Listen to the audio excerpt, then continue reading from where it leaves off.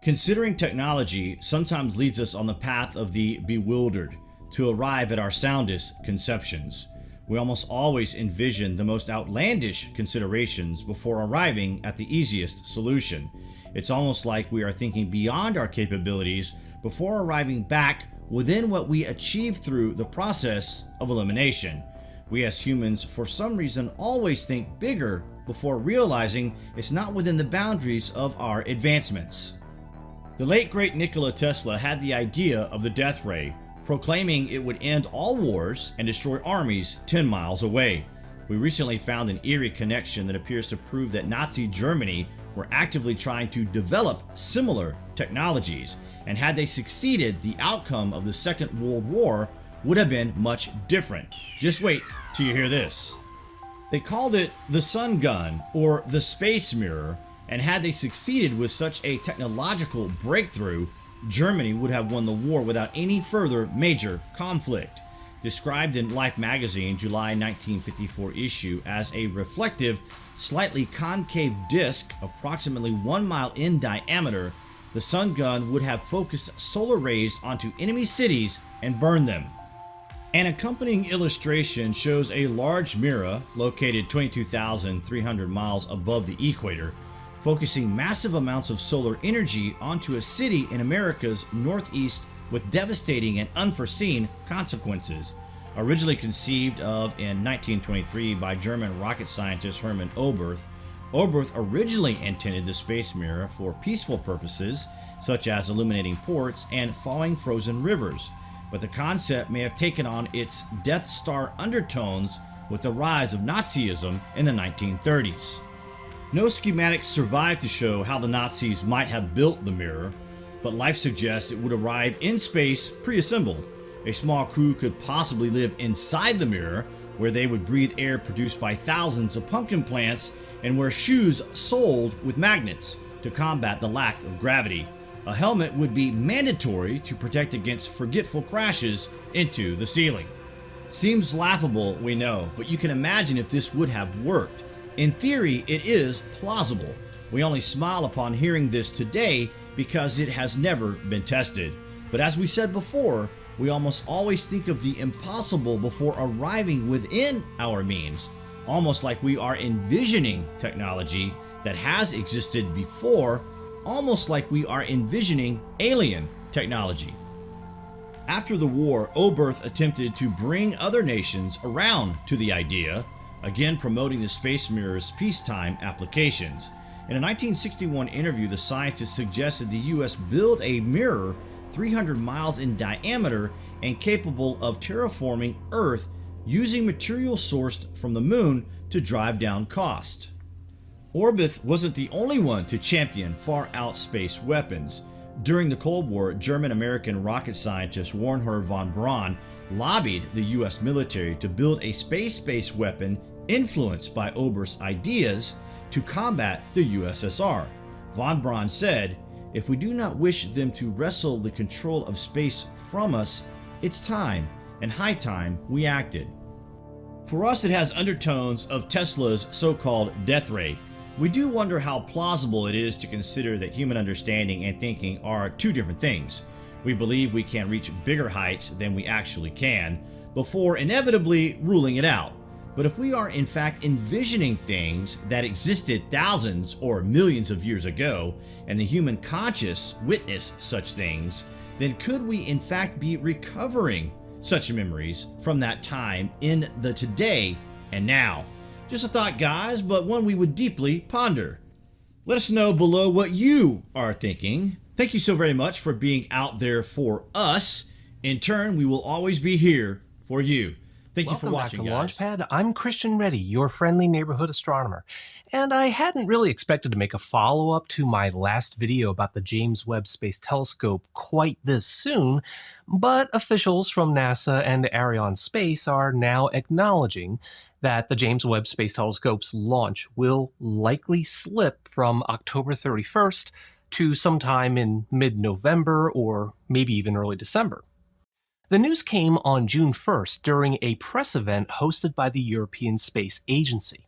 It was meant as a briefing for European media to talk about the Webb telescope and outline the remaining steps needed to get ready for launch. There wasn't any formal announcement made about a launch delay, but afterward during the Q&A, officials characterized October 31st as a no earlier than launch date. And they agreed that the launch probably won't actually happen until sometime in mid-November to early December. So the news isn't great, but it's not terribly surprising either. And there was some light shed on some of the problems that Ariane 5 was happening and the next steps that are necessary before James Webb can launch. So today we're going to break all of that down, but first I did want to thank Magellan TV who are sponsoring today's video. If space telescopes are your thing, then I invite you to check out Hubble's Enduring Legacy, a documentary about the iconic telescope's history and what it has revealed about our universe over the last 3 decades. This documentary and many more are available at Magellan TV. You can enjoy content on topics such as art, nature, history, and of course, space and science. And now Magellan is offering my viewers 30% off an annual subscription. That's a full year of Magellan for just $3.50 a month. And this offer applies to both new and returning subscribers alike. Simply visit the link in the description to claim your discounted membership today.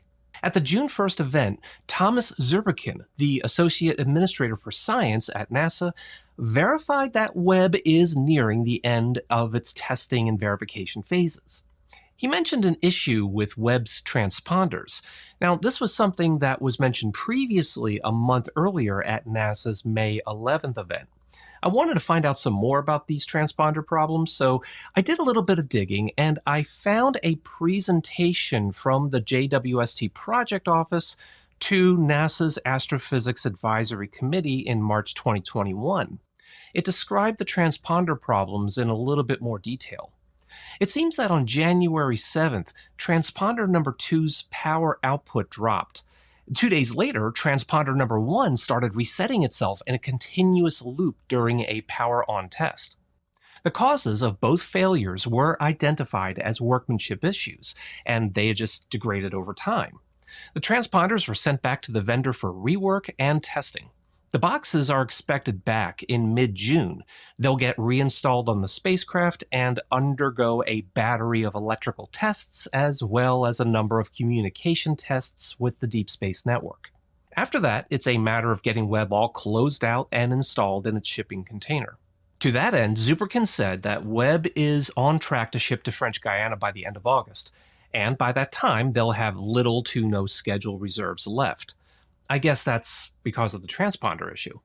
However, the critical path to launching Webb seems to be with the Ariane 5 launch vehicle, specifically its launch fairing.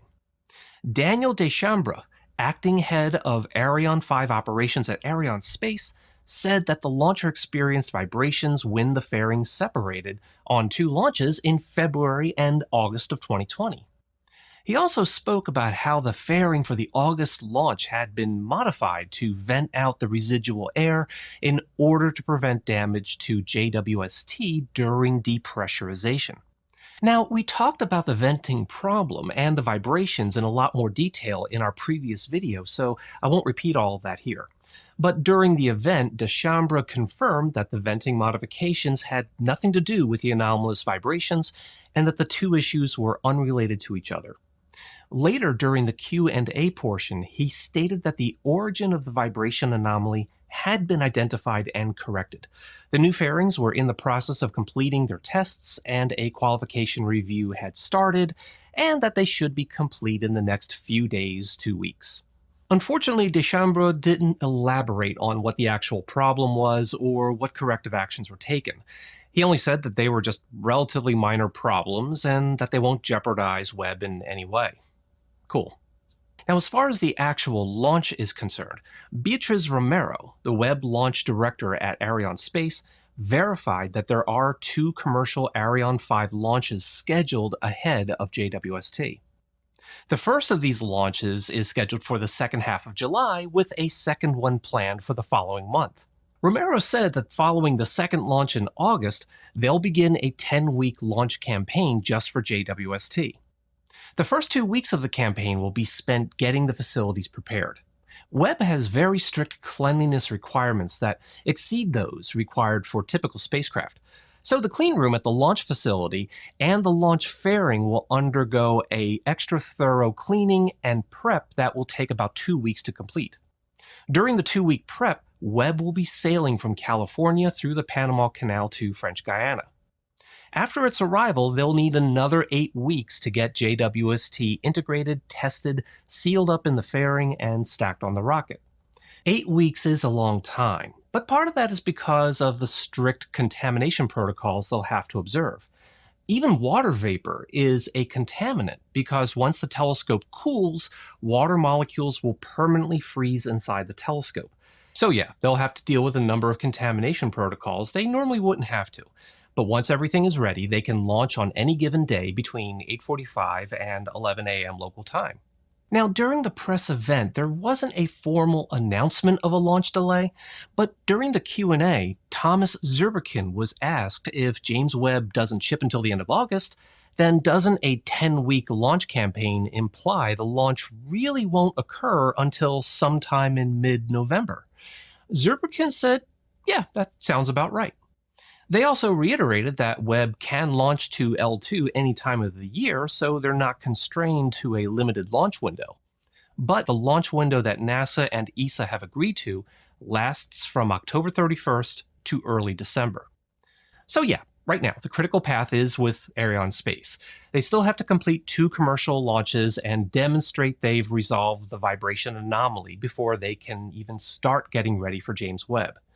Meanwhile, James Webb continues to get ready for Ariane 5. Zurbuchen said they are on track to completing all of the tasks and having it ready to go by the end of August. So there it is. No formal announcement of a delay like when they announced the launch would be slipping from March to October 31st. Rather, it was more of a, oh yeah, no earlier than October 31st, November-ish. Still, it's no surprise that that's the headline that came from the press event. And maybe that's why NASA issued a formal statement a couple of days later stating that, quote, JWST remains on schedule for a launch readiness date no earlier than October 31st, 2021, and that, quote, final stow, closeout, and pack and ship are imminent. So is this just some nefarious plot to sneak some really bad news amid a bunch of JWST happy talk? Well, I, for one, am cynical enough to think that yes, that's exactly what they did. But the truth is that just about every launch date is really a no earlier than date. Launches get rescheduled all the time for a number of issues. But I also think that the no earlier than language takes into account the reality that Webb is the most complex and fragile space telescope we've ever built. A lot of that complexity and fragility is because we are building a telescope that is bigger than any available launch vehicle, and we're sending it 1.5 million kilometers away into the deep cold. Now, many of you commented on my last video that we should just scrap the Ariane 5 and let SpaceX launch it on the Falcon Heavy. Yeah, no, there's no such thing as just switching launch vehicles, especially considering that Falcon Heavy's launch fairing is too small for JWST. Sure, we could pay SpaceX to make a bigger fairing, but we're already over budget to begin with. Besides, do we really want to wait for another launch provider to get ready? Me neither. Yes, the Ariane was chosen before SpaceX was even a gleam in Elon Musk's eye. But the fact is that the Ariane 5 really is the best tool for the job. Since Webb is ultimately an international partnership, I'm okay with ESA covering the costs. Now, none of this is to downplay or ignore the fact that there were some real management problems with this project. It's understandable to view a further delay like yet another gut punch. But we're talking about a few weeks, not a few months, and certainly not a few years. And let's not forget to keep our eyes on the prize. Webb is going to shed light on our cosmic origins. It will observe the universe's first galaxies, reveal the birth of stars and their planets, and it'll look for exoplanets with the potential for life. I don't know about you, but I'm really excited for Webb, and I'm thankful for all of the hard work people are putting in to make it happen. I'm also very thankful for my Patreon supporters who are helping to keep Launchpad Astronomy going. And I'm also thankful to you for watching today's video. If you'd like to join me on this journey through this incredible universe of ours, well, please make sure that you subscribe and ring that notification bell so that you don't miss out on any new videos. Until next time, stay patient and stay curious, my friends.